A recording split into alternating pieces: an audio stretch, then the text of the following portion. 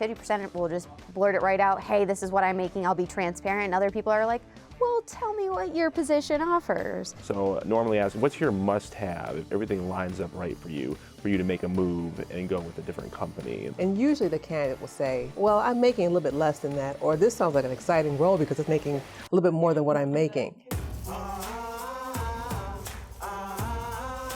I ask candidates about salary in a variety of ways. It does depend on the relationship or the vibe I'm getting from each candidate, but usually I'll start with asking them what they're looking to make, and then once they give me that, I'll ask, oh, is that where you're currently at, or would that be a promotion for you? And that's usually how I get into it. A lot of candidates do feel uneasy giving out their salary. However, I've been in the industry for a long enough time to know that it's always a way how you say things, not what you say, but how you say things. Well, it really depends on the candidate. You know, some candidates are going to be a bit more open to it. Others are going to be a bit more guarded when it comes to salary. Now, first you want to really address if they're competent, if the job is going to be a vertical career move for them. So normally ask, what's your must-have if everything lines up right for you to make a move and go with a different company at this time? And salary is important, but really the career move and the advancement should be more important. Candidates can be a bit hesitant when sharing their salaries. I would say it's probably 50%. 50% will just blurt it right out, hey, this is what I'm making, I'll be transparent. And other people are like, well, tell me what your position offers. So it really just depends case by case or person to person. They sure are. They know that I'm a recruiter and that I'm here to help them as far as maybe looking for that next step in their career.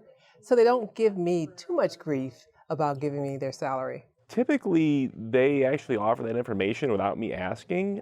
The salary question will come up eventually, nonetheless, but once again, it goes back to the must-have, but they really get to that pretty quickly. Oftentimes, this is what I make now, and this is what I like to make a move. That makes it easy on me. Sometimes they don't necessarily offer that information, so you have to gain trust. You know, the one thing about recruiting is you're talking about subject matter that really probably only their spouse or a very close family member knows. So you have to establish trust within 5 or 6 minutes, or with some interviews, you know, let's say 30 minutes. Still, that's very private information given out over a very short period of time. I would say some clients push to get an exact number, but I can only do so much, right? I mean, if they're gonna not be truthful or honest about how much they're making, there's not much I can do about that. So I did recently, though, have a candidate send me his offer letter from the job he was currently in to confirm that he was making the amount stated. So that was a first, yeah. At times, yes, so they can possibly put a cap on that number, but most times these days, you know, with the current market out there, they're a bit more flexible as far as that's concerned. So there's not so much pressure. They do at times because it's important to know what the salary is of the candidate I'm going to present to my clients, only because I want to make sure that they're in the ballpark of what my client is looking for. I usually will say, is your salary between this and this, or are you making more than that?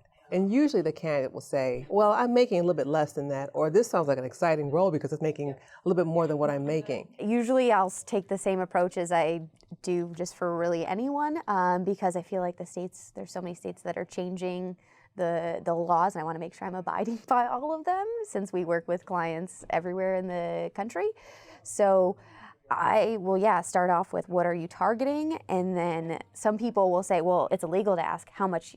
And I'm like, I know, that's why I'm not asking you. What do you want to make? And most of the time, people are going to give you an answer that's somewhat inflated from their current salary, so you can make some reasonable deductions. I certainly understand why it's illegal, and it's going to be illegal in more states, but I think there's 6 right now, including Connecticut and California. There is a gender gap as far as wage is concerned, and this is one way that they're trying to resolve that issue. Now, once again, going back to it, it's like, what would be the pay where you can live your best life?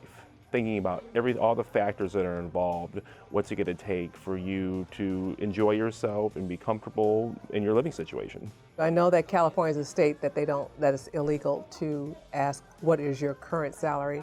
But again, what I'll do is I'll just ask them, what is the next step for you in your career with regards to your salary? Are you looking for a certain salary figure to make that next step? you know, I'm working with a client who has a need for a director. I know that you're a senior manager. What are you looking for as far as making a step to a director level? And so usually the candidate will tell me, this is what I'm looking for, and kind of go from there.